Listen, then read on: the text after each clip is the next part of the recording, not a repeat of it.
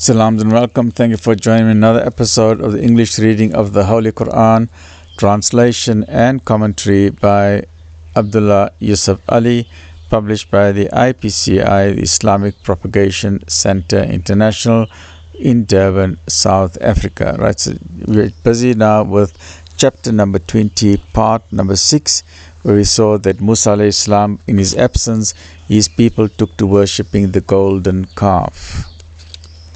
A'udhu billahi minash shaitanir rajeem. Bismillahir rahmanir rahim. Part 20, chapter Taa Haa, part number 6.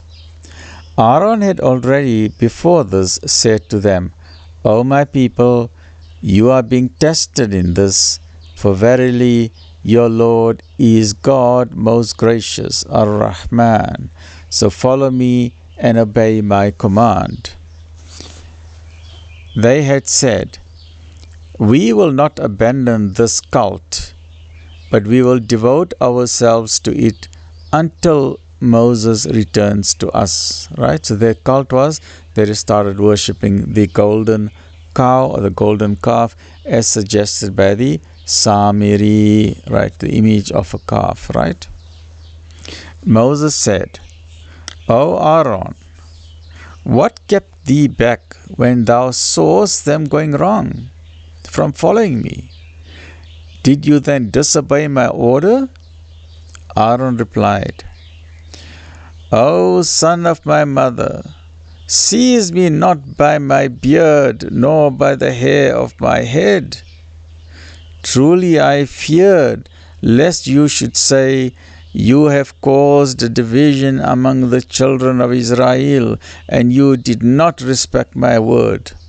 Moses said, what then is your case, O Samiri? So now Moses is interrogating the Samiri. And the Samiri replied. So he replied, I saw what they saw not, so I took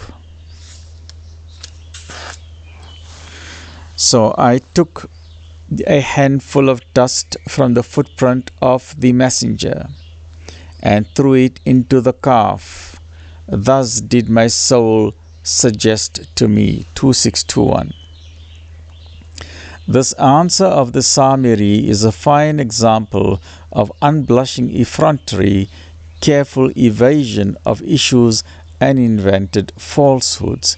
He takes upon himself to pretend that he had far more insight than anybody else. He saw what the vulgar crowd did not see. He saw something supernatural. The apostle is construed by many commentators to mean the archangel Gabriel or Jibreel alayhi salam. Rasul or Rasul is used in several places for angels. But if we take it to mean the apostle Moses or the messenger Moses, Musa alayhi salam, it means that the Samiri saw something sacred or supernatural in the footprints of Musa alayhi salam. Perhaps he thinks a little flattery would make Musa alayhi salam forgive him. The dust became sacred, and he's throwing it into the calf's image, into the golden calf. The melted gold made the calf utter a lowing sound, moo, as if that was the point at issue. He does not answer the charge of making an image for worship, because that is a great big problem, that he firstly made an image for worship, but finally with arrogant effrontery he says, well, that is what my soul suggested to me, and that should be enough, right? So like a know-it-all type of person. But let's continue with that. So a handful of dust from the footprint of the messenger and threw it into the calf. Thus did my soul suggest to me. Moses said, get thee gone, but thy punishment in this life will be that thou wilt say, touch me not. And moreover, for a future penalty, you have a promise that will not fail.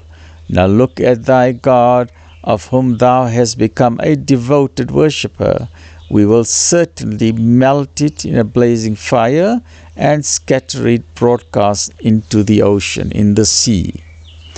But the God of you all is the one God. Once again, Tawheed. Please remember, for non-Muslim viewers, that there is only one God, right? La ilaha illallah. But the God of you all is the one God. There is no God but He. All things He comprehends in His knowledge. Thus do we relate to thee some stories. That means we relate to thee, O Muhammad. Thus do we relate to thee some stories of what happened before. For we have sent thee a message from our presence. If any do turn away therefrom, verily they will bear a burden on the day of judgment. They will abide in this state, and grievous will be the burden, and grievous will the burden be to them on that day. The day when the trumpet will be sounded. That day we shall gather the sinful, bleary-eyed with terror. In whispers will they consult each other. You tarried not longer than 10 days. We know best what they will say when their leader. We know best what they will say when their leader, most eminent in conduct, will say, you tarried not longer than a day. Right, so let's continue. Now this is the last section because there are 135 verses in the surah. Let's look at the rhythmic prose and we'll continue with it in the next episode, inshallah. Right, so let's just finish this. Such is the lure of evil, but high and low will be leveled on the day of judgment before the eternal, the gracious, the king, the truth, who sends the Quran to teach and to warn. Will man remember how Adam's arch enemy or arch enemy, Satan, caused his fall, and will he yet be blind to the signs of God? Nay, but let not evil make you impatient. The prize of the hereafter is better than anything of the glitter of this life. Wait in faith, and the end will show the triumph of truth, goodness, and righteousness. So join me in the next episode as we continue. This is chapter number 20, Surah Taa Haa, and we'll continue with part number 7. Stay well, look after yourself. Alhamdulillahi Rabbil Alameen. Ameen Ya Rabbil Alameen.